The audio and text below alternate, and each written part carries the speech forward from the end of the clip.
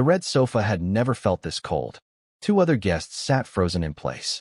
The studio audience had stopped laughing. And Graham Norton, 17 years behind this desk, thousands of celebrities on this couch, was watching something that had never happened in the history of his show. A reaction to something Graham said that was playful, light, the kind of gentle ribbing that happened every Friday night on this sofa. Harry didn't laugh.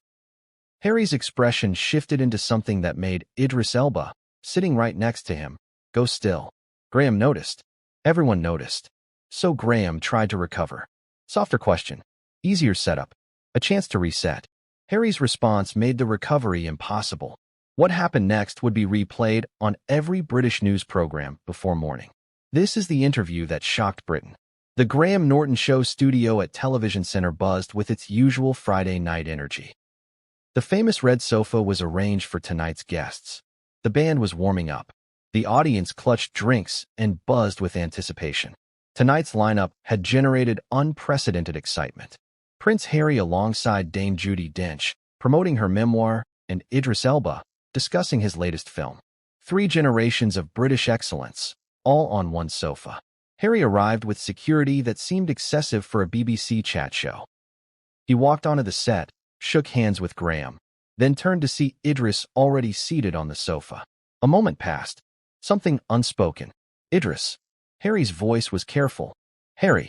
Idris's voice was carefully neutral. They hadn't seen each other in years. The wedding DJ and the groom, once photographed laughing together, now sitting with studied distance between them. Dame Judi arrived last. Theatrical, warm, immediately commanding the room's attention. She settled into her spot with the ease of someone who'd been charming audiences since before Harry was born. Right then, Graham said, his eyes gleaming with anticipation. This is going to be quite a show. So, Harry, Graham began with characteristic warmth. You're back in Britain. How does it feel walking around London again, dodging the weather, experiencing the particular joy of British passive aggression? The audience laughed. Harry's smile was technically present, but emotionally absent. Britain will always be part of me, Harry said carefully. Part of you? Graham pressed, his tone still playful. That's very diplomatic. Most people just say they missed the pub or complaining about trains. You sound like you're reading from a press statement. Dame Judi chuckled softly. He does rather, doesn't he? Harry's expression flickered. I've learned to be careful with words. Have you?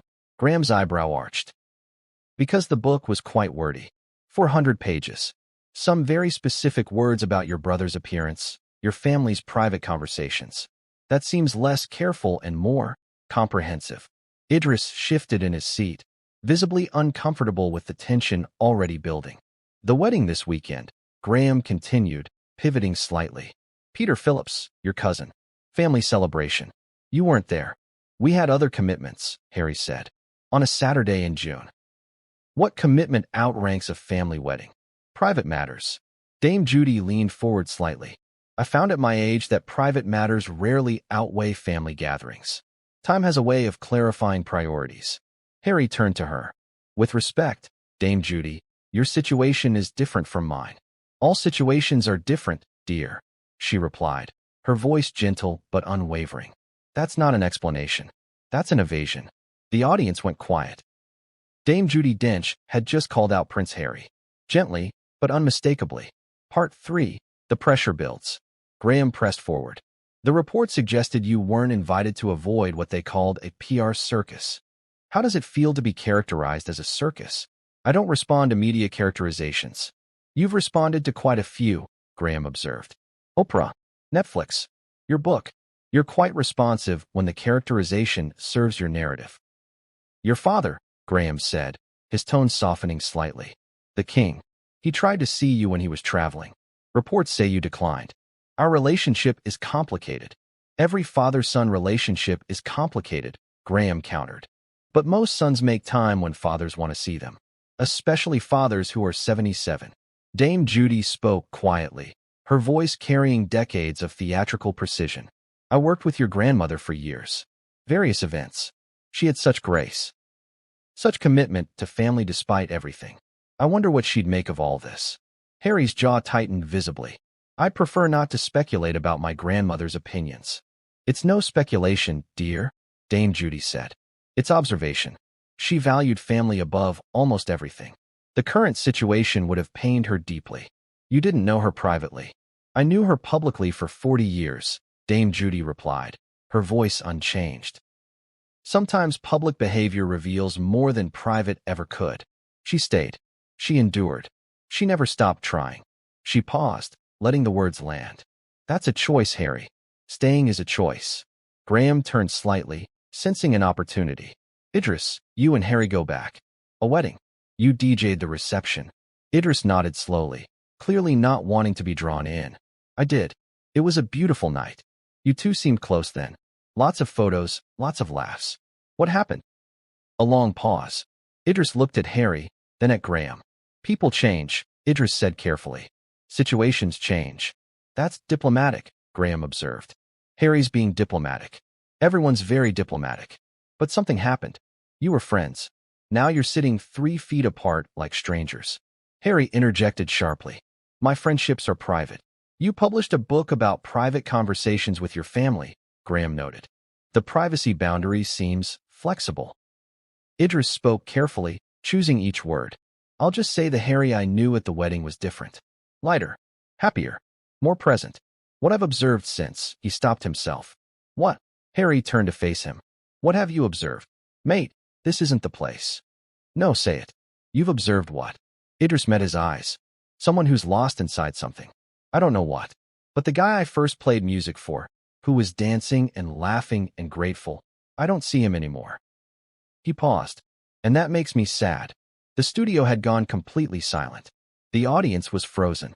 Graham let the moment breathe, the tension crackling through the air like static electricity. The foundation work, Graham finally said, steering towards safer ground. Archwell, what's the accomplishment you're most proud of? Harry seemed grateful for the topic change. We're building meaningful partnerships across multiple sectors. Partnerships toward what outcome? Systemic change in areas we care about. Which areas? What's changed systematically? I've genuinely tried to understand what Archwell produces. Impact isn't always measurable. Dame Judy spoke again, her voice carrying that theatrical precision that had commanded stages for 6 decades. Impact that cannot be measured is indistinguishable from impact that doesn't exist. She leaned forward slightly. Every charity I've supported can point to specific outcomes. Schools built. Scholarships funded. People helped by name. What are yours? Our approach is different. Different isn't inherently better, Dame Judy said gently. Sometimes different is just evasive. Harry's face had gone red. I'm being lectured about charity work by someone who's done it for 60 years. Yes, you are. Dame Judy's voice was gentle but immovable. Age has its privileges. One of them is recognizing deflection when I see it. The Netflix project, Graham continued, relentless. The documentary. The downgraded deals. The lifestyle show that wasn't renewed. How do you respond to people who say you're struggling to find your footing in the entertainment industry? We're being selective about partnerships. Selective, Graham repeated. That's one word for it. Another word might be declining. When deals shrink rather than grow, that's usually not selection. It's market correction. Idris spoke quietly, his voice carrying the weight of 30 years in the industry. I've been in this industry for 30 years. Success requires showing up, doing the work, earning your place over and over. There are no shortcuts, even for people who start with massive platforms. Harry turned to him. Are you suggesting I haven't worked? I'm suggesting that platform isn't the same as craft, Idris said evenly. Visibility isn't the same as value. The industry figured that out eventually with everyone. It figures that out with you, too. What have you created? Idris pressed. Not events you've attended, not causes you've endorsed. What have you built from nothing? The question hung in the air like smoke. Your children, Graham said, his voice softer now. Archie and Lilibet. They've met their grandfather how many times? They know their grandfather loves them. But how many times have they met him? Actually been in the same room? Our schedules are complex. Schedules, Graham repeated. Right. What about their cousins? George, Charlotte, Lewis? Are they building relationships? Silence. Dame Judy shook her head slowly. Children need family. Extended family. The complicated relationships that teach them how to navigate difficult people. Protecting children from difficulty doesn't prepare them. It isolates them. You don't understand our situation. I understand choices, Dame Judy said. You've chosen distance. You've chosen California. You've chosen to raise your children away from their heritage, their extended family, their history. Those are choices, not circumstances. We were driven out. Were you? Dame Judy's voice was gentle but devastating.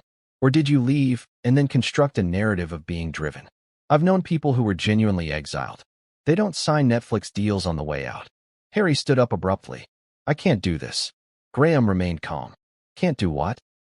Have a conversation with two people who've known your family and your industry for decades? People who are offering perspective rather than attack. This is attack. Idris spoke quietly. This is honesty, Harry. Maybe the first you've heard in a while. The people around you now, do they tell you hard truths? Or do they tell you what you want to hear? You don't know anything about the people around me. I know they change constantly, Idris said. I know that turnover is legendary. I know that people who tell comfortable lies stay, and people who tell uncomfortable truths leave. That's a pattern. That's a warning sign. Dame Judy added gently, the quality of counsel determines the quality of decisions. If you're surrounded by agreement, you're surrounded by mirrors. Mirrors only show you what you want to see. Harry grabbed his jacket. I've heard enough. Graham stood too, but slowly. You're leaving a conversation with Dame Judi Dench and Idris Elba. Two people who've achieved everything through actual work. Because they offered honest observations. They offered judgment. They offered perspective, Graham corrected. Judgment would be dismissing you. They're trying to reach you. That's different. Idris stood as well. Harry, mate, I'm not trying to hurt you. I played at your wedding because I believed in what you and Megan were building. What I've watched since breaks my heart.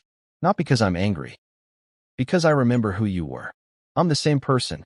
You're not. Idris's voice was heavy with sadness. And that's okay. People change. But the direction matters. When I met you, you were moving towards something. Now you seem to be running from everything. That's not the same person. That's not growth. Dame Judy spoke last, her voice carrying the weight of decades of observation.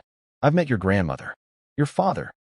I've watched your family serve imperfectly, sometimes painfully, but consistently. Service means staying when staying is hard. What you've done is leave when leaving was easy and call it courage. It wasn't. It was escape. Harry left. The studio door closed behind him. The sofa fell silent. Graham sat back down slowly. Well, he said, his voice hollow. That just happened. Dame Judy adjusted her sleeve with theatrical calm. I fear I was too harsh. You were honest, Graham said. There's a difference. Idris shook his head. I didn't want it to go that way. I really didn't. None of us did.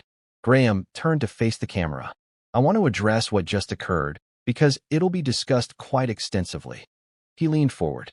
Prince Harry came on this program and encountered two people who knew him, or knew his family, and had perspectives based on actual experience. Dame Judy has worked with royalty for decades. Idris played at his wedding. These aren't strangers being cruel. These are people who cared enough to say difficult things. He paused. Here's what I observed. Every question about family, about work, about accountability, Harry deflected. When Dame Judy asked about measurable impact, he couldn't provide any. When Idris asked what he built, silence. When either of them offered genuine perspective from genuine experience, he called it attack. Dame Judy nodded slowly. There's something quite tragic about it. He surrounded himself with people who won't challenge him. And when challenge arrives, he can't tolerate it. Idris agreed. The guy who danced at his wedding. That guy could take a joke, could laugh at himself, could be present. Whatever happened since then, it removed those abilities. And that's a loss for him. For everyone. Graham straightened his jacket. We'll take a break. When we come back, we'll continue with two guests who can actually finish an interview. He raised his glass. Dame Judy. Idris. Thank you for your honesty. It wasn't easy, but it was necessary. Britain, he said, looking directly into the camera, we'll be right back. The footage aired that night. The BBC made no edits. The clips that spread captured the red sofa confrontation with devastating clarity. Staying is a choice. Dame Judi Dench. The Harry I knew at the wedding was different. Lighter. Happier. What I've observed since, someone who's lost inside something. Idris Elba. Impact that cannot be measured is indistinguishable from impact that doesn't exist. Dame Judi Dench. Platform isn't the same as craft. Visibility isn't the same as value. Idris Elba. You've signed Netflix deals and called it exile. That wasn't courage. It was escape. Dame Judi Dench. The internet exploded. News channels ran constant coverage. Opinion pieces flooded every publication. Social media was consumed by the footage, the reactions, the implications. Harry's team released a statement calling the appearance a coordinated ambush involving former acquaintances and industry figures with their own agendas. Graham addressed it on the following week's show.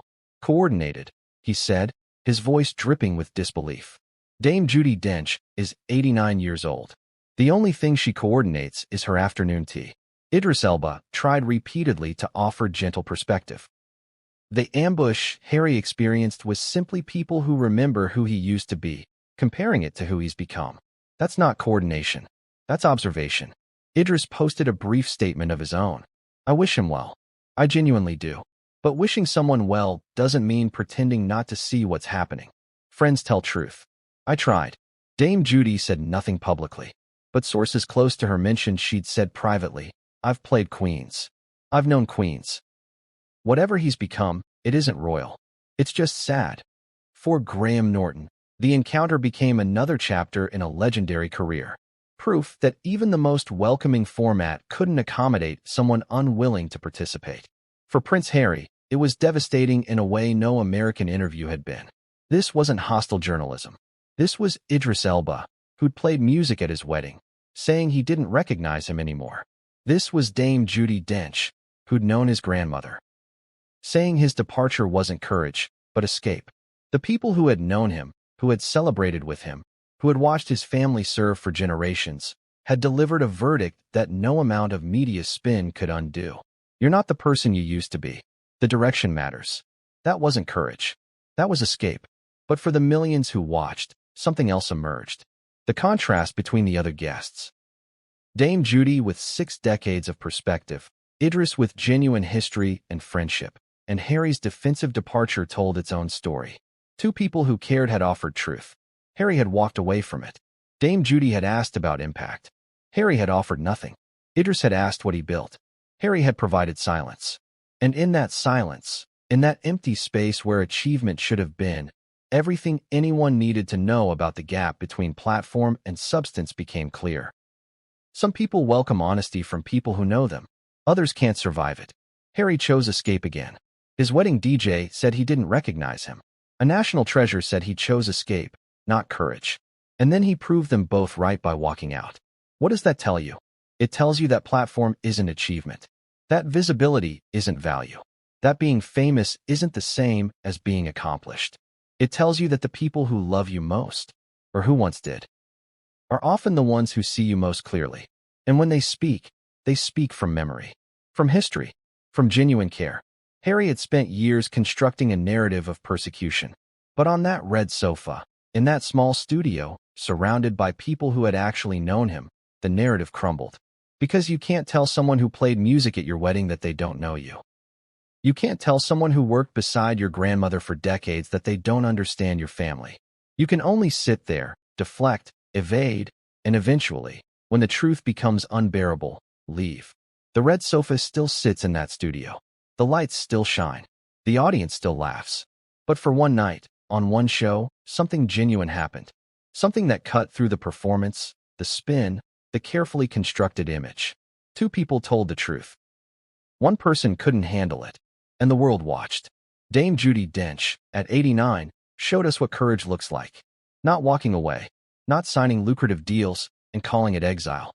Staying, speaking, telling the truth even when it hurts. Idris Elba showed us what friendship means. Not blind loyalty, not empty praise, but honest observation. The kind of observation that comes from knowing someone before the fame, before the narrative, before the walls went up. And Harry showed us something too. He showed us what happens when you surround yourself with mirrors instead of windows. When you confuse agreement with support. When you mistake platform for substance. Staying is a choice. The direction matters. That wasn't courage. It was escape. Those words will echo long after the footage fades. Because they speak to something universal. Something that applies to all of us. The people who really know us. The ones who remember who we were before we became who we are. Those are the voices we need to hear. Not the ones who tell us what we want. The ones who tell us what we need. Harry walked away from that. But we don't have to.